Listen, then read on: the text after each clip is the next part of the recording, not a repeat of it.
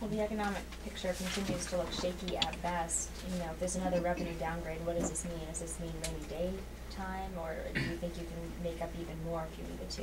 Well, I think it's a little early to make any predictions about what's going to happen with the revenue. We know that we saw some revenue declines in February and in January. We're monitoring closely what's going on in March. I think that we probably ought to wait until July to have the full year picture. We have, through this budget, reserved all of our stabilization reserves, and we have put aside the money that we will get from the federal government. That's the Medicaid enhancement, which is over $60 million, recognizing that we may have some fiscal deterioration. So I think at this point in time, the budget that we've passed addresses the concerns that are in front of us, and we have acted responsibly to make sure that the money is set aside should things further deteriorate. Just give us essentially some of the highlights. How do you close the $155 million gap? Well, we have the $15 million for that, the teachers' retirement system, the agreement between the teachers and the treasurer about those savings. We had a total of almost $10 million in savings from all the changes in the state employees contract. We accepted $45 million out of the $53 million in changes that the government proposed in human services. We have the challenges for change. That's $38 million of the solution. We accepted various other cuts in the governor's budget. Feels like I'm forgetting something major. No, those are the big chunks. Yeah, I mean, if I were going to characterize the big chunks, challenges for change is about $38 million. The teachers' retirement settlement reduces our spending by $15 million this year and continued savings throughout. The settlement with the VACA with regard to their pay decreases is flows through to about $10 million. And then we did accept about $45 million of the $53 million of the government's recommend in the Agency of Human Services. So those are the big chunks of money. How much federal funds? Well, federal funds don't close the, I'm not sure what you mean by Is there any that. of the stimulus? We do use the money that, the same amount of money from the stimulus that passed last year as the government, as the governor recommended. But that doesn't close the $154 million No, I cap. Right.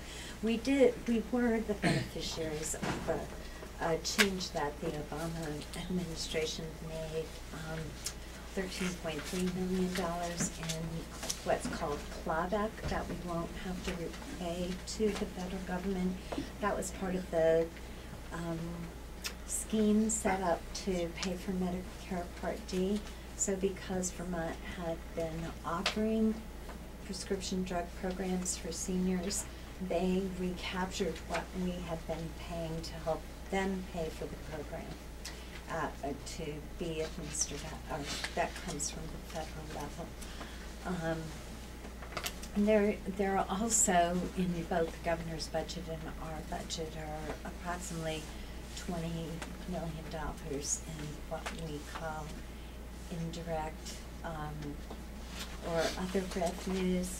Quite a bit of that comes from what we call direct applications, so money that BISHCA takes in fees from insurance companies and so forth. This is the higher year. We have an up and down cycle with those fees. The redirection of the property transfer tax. So if you look on the 2-year balance sheet, you'll see a section that says redirected revenues, and you can get a further sense of where those come from. Didn't you go into this year saying that you would do this without raising taxes? And this depends somewhat on some new revenues coming on Ways and Means. Do you want to address that, Shap, or do you want me to? Well, the budget relies to some degree on some changes to the hospital provider tax. And that's, as I understand it, there's a mechanism that allows us to draw some more money down through the provider tax, and then also redirects some of that money to the hospitals. So, well, it doesn't. We also do adjust the hospital budgets. So that's, I think, the area that you might be talking about, Terry. Well, then, the tax bill, the Ways and Means committee is working. Well, the tax bill actually that Ways and Means passed, I think, is being mischaracterized to some degree. And here's what I would say: there's the Ways and Means Committee has done a yeoman's effort to try to characterize all of the tax expenditures that we provide throughout our tax code. Basically, tax loopholes and tax deductions, which we've conservatively estimated cost the state over $1 billion a year in revenue. As part of the budget solution, we asked the tax committee to close $2.5 million worth of those loopholes. What the tax committee has decided to do, or Ways and Means Committee, is to block the increase in a manufacturing deduction, which is a deduction that costs much more than originally thought, and is not given in any of the states around Vermont. So we've blocked that.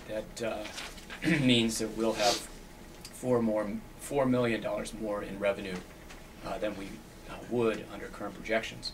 The other thing to keep in mind is that we redirected a significant amount of that money into lowering the property tax rates, both the residential property tax rate and the non-residential rate, from what was predicted to be the rate this year. So we'll keep those residential and non-residential rates at their current level, and they were projected to go up over 2 cents.